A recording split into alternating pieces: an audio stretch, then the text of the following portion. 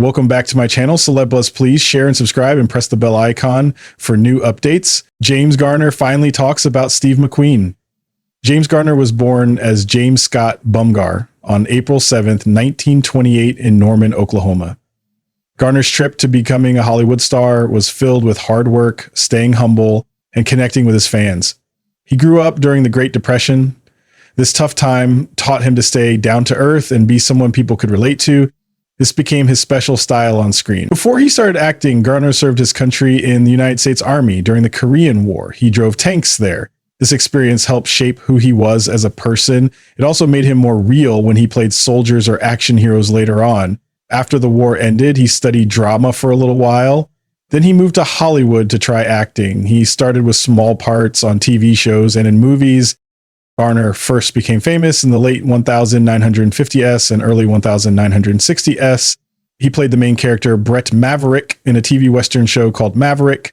This role was super important for making him known as a funny, relaxed, and smart hero. He was very different from the serious and tough Western cowboys people usually saw. His way of playing Maverick was groundbreaking. He made the character funny and charming. This made the show really popular, and it stayed popular for a long time. Maverick wasn't just a hit show. It became something really special in American culture. It made Garner famous everywhere and set him up for a great career in both TV and movies. During the 1960s and 1970s, James Garner kept building on his success. He took on many different roles that showed how good he was at different types of acting.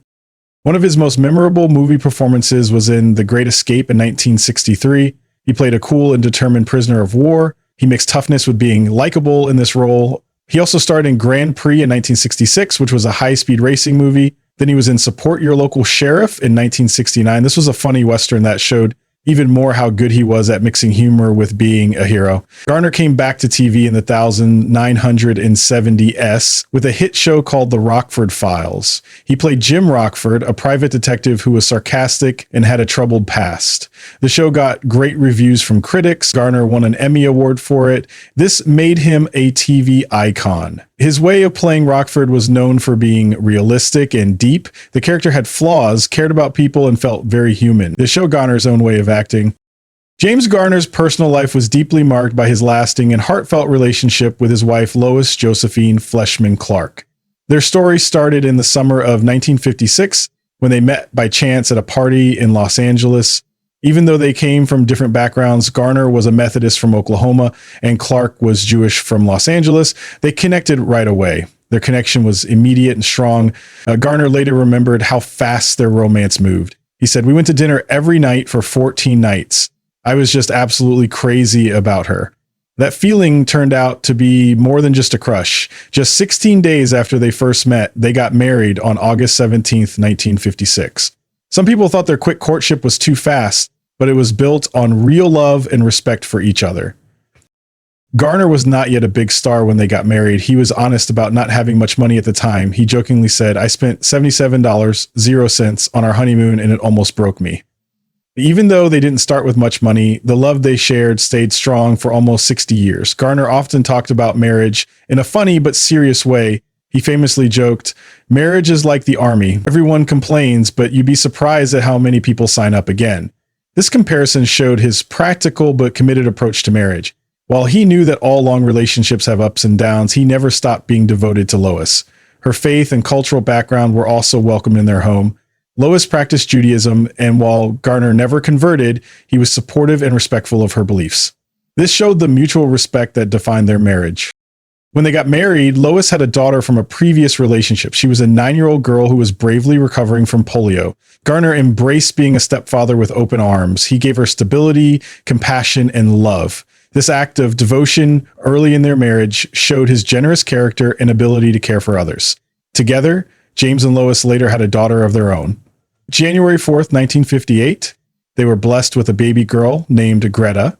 Though her real name was Greta, she was lovingly called by her nickname, G. Garner was deeply devoted to G and was very proud to be her father. Even though his acting career kept him busy, he always tried to be there for her. He put family moments first and supported her interests.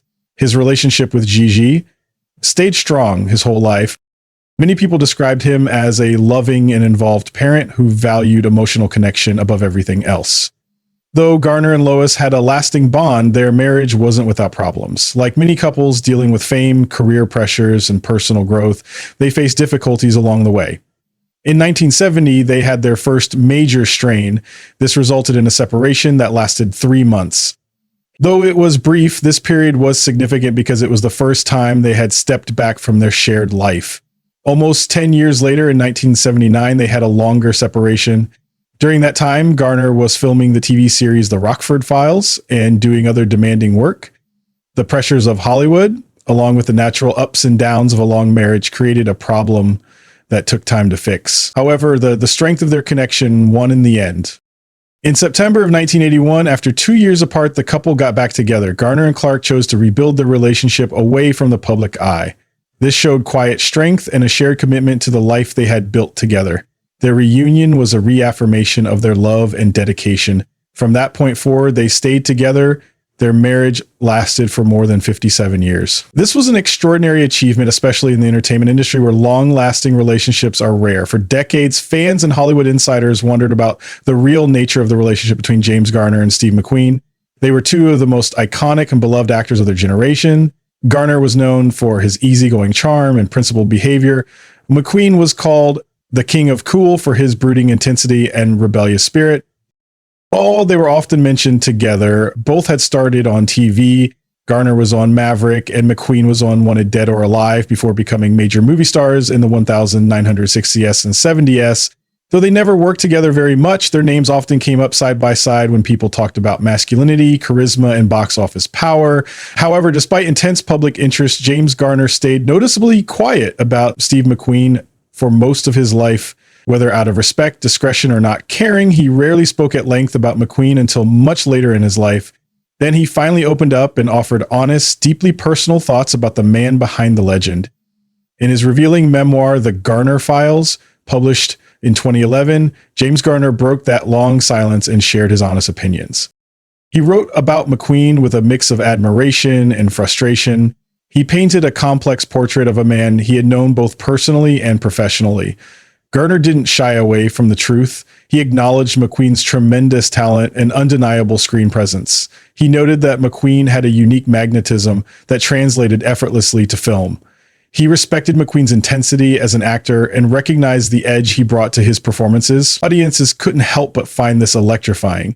Yet Garner was equally honest about McQueen's personal shortcomings. He described him as an insecure guy who acted out in ways that were sometimes childish or selfish.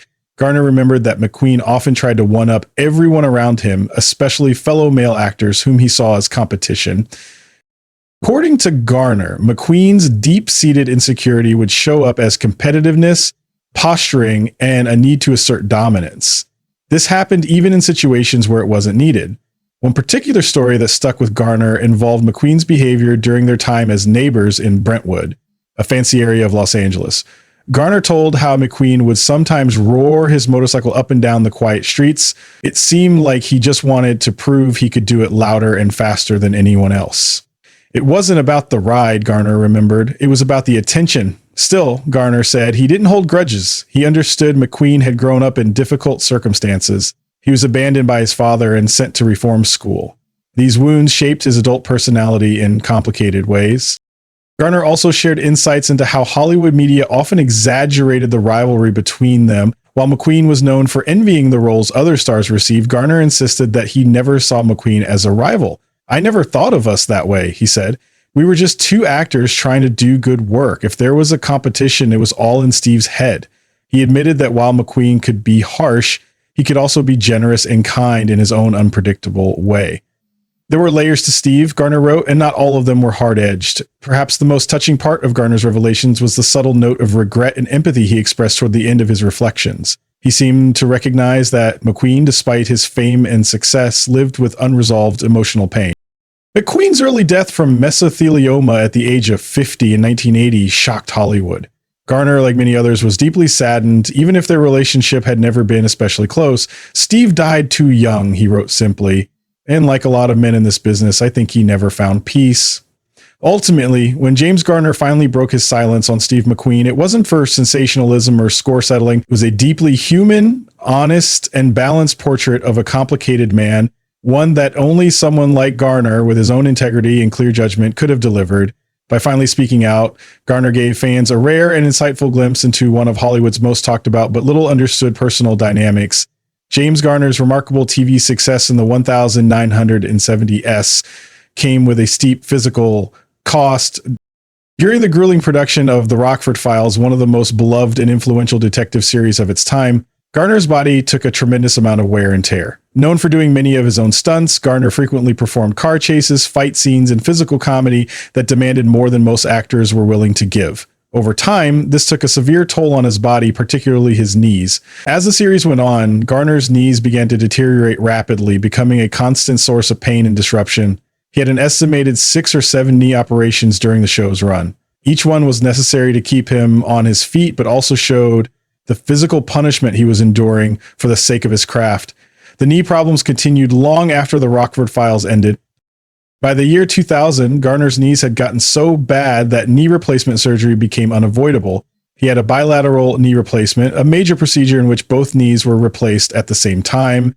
It showed both his toughness and the lifelong toll his career had taken on his body. Garner's health challenges went beyond his joints. On April 22nd, 1988, he faced an even more serious medical emergency when he had quintuple bypass heart surgery. This major procedure was required after doctors discovered extensive blockages in 5 of his coronary arteries. This showed he had advanced heart disease. Despite how serious the operation was, Garner showed remarkable toughness in his recovery, regaining his strength relatively quickly. However, his doctors warned him that continuing to smoke would put him at risk of further complications. Garner, who had been a lifelong smoker, found it difficult to quit. According to his daughter Gigi Garner, "My dad had smoked since he was 12 years old, a habit that spanned over 6 decades. It wasn't until 2005, 17 years after his bypass surgery, that he finally gave up smoking for good. The delay showed how deep-rooted his addiction was, even when facing serious medical advice. In May 2008, Garner's health took another devastating blow. On May 9th, he suffered a serious stroke that left his family and fans deeply concerned. Just 2 days later, on May 11th, he had surgery to address the effects of the stroke. Fortunately, early reports said that the outlook was very positive. For a time, it seemed Garner might recover once again, yet the stroke marked a turning point.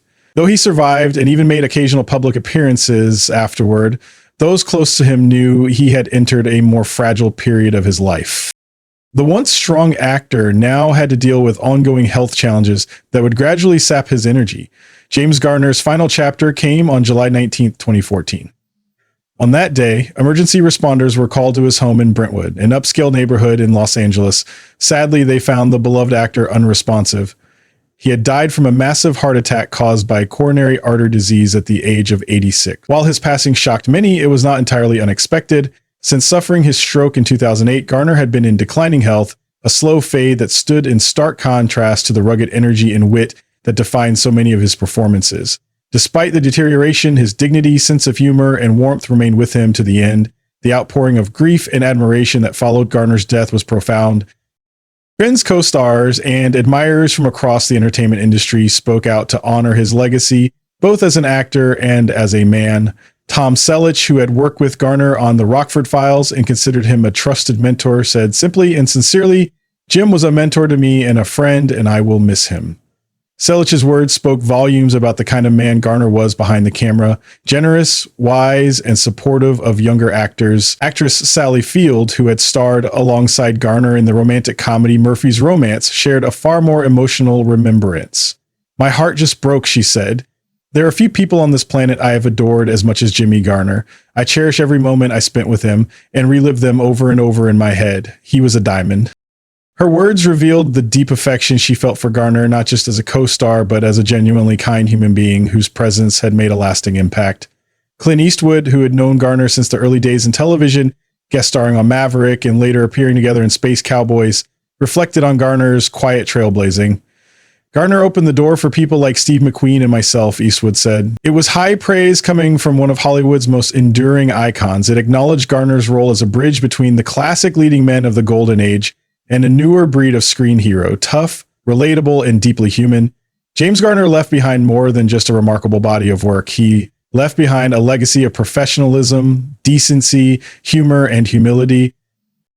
His physical struggles were considerable, and yet he faced them all with grace. In his life and career, Garner embodied an enduring truth that strength comes not just from physical prowess, but from the heart, the will, and the integrity of a life well lived.